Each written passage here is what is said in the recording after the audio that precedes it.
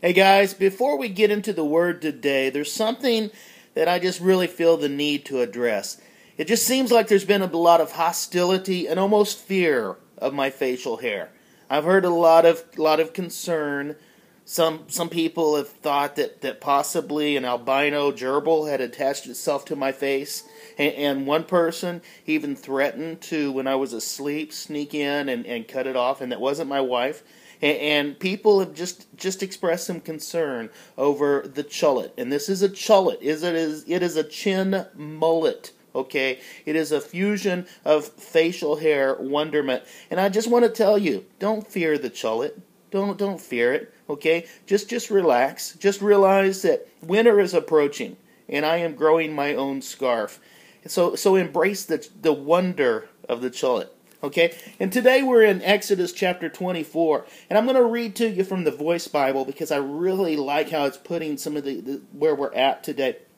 And in the Voice Bible, God has just given His people some instruction, and He's given them the 10 Commandments, and He's about to give it to them written on a stone, and He's talking to Moses, and He says this, "Come up the mountain to me, Moses, and this time bring with you Aaron, Nadab, Abihu, and the 70 elders of Israel. These may come, but you must worship from a distance. Only Moses is permitted to approach me."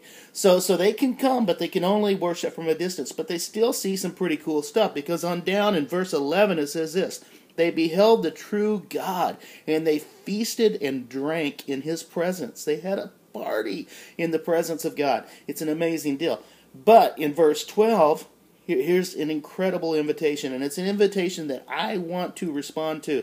And the Eternal One says to Moses, "Come up here, come up the mountain to me, and stay here with me for a while." What a great invitation. Come up here, stay with me for a while.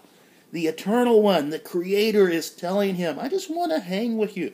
I just want to do life with you. I want you to just be with me for a while and hear what I have to say. And I want to hear what you have to say. And he's about to give him the 10 Commandments. So Moses and his assistant Joshua, they go on up. And then in verse 15 and 16 it says this, "Moses made his way up the mountain. A thick cloud blanketed the mountain because the Eternal's glory had settled upon it."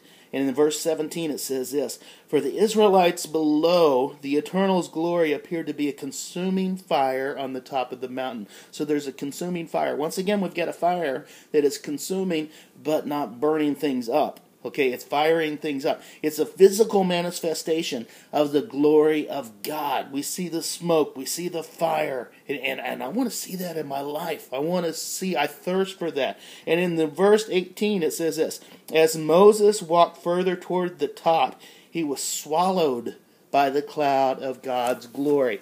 Okay, we got a group of people who could only worship from a distance. We got a group of people who could only see the fire of God from a distance. They didn't get to participate. They just watched it. And then we got Moses, who is swallowed up by the cloud of God's glory. I want to be Moses. I hunger for that. I want to be swallowed by God's glory. I don't want to just watch from a distance. I don't want to just see it from far away. I want to be swallowed up by all that God is and all that God has. And that's my prayer for you too. That we would have this unquenchable desire for all that God has. We would thirst for the greatness and the glory that is His and His alone. We don't want to fear that. We want to fall into it. We want to throw ourselves into the cloud of God's glory and be consumed by that. God bless you guys. Giddy up.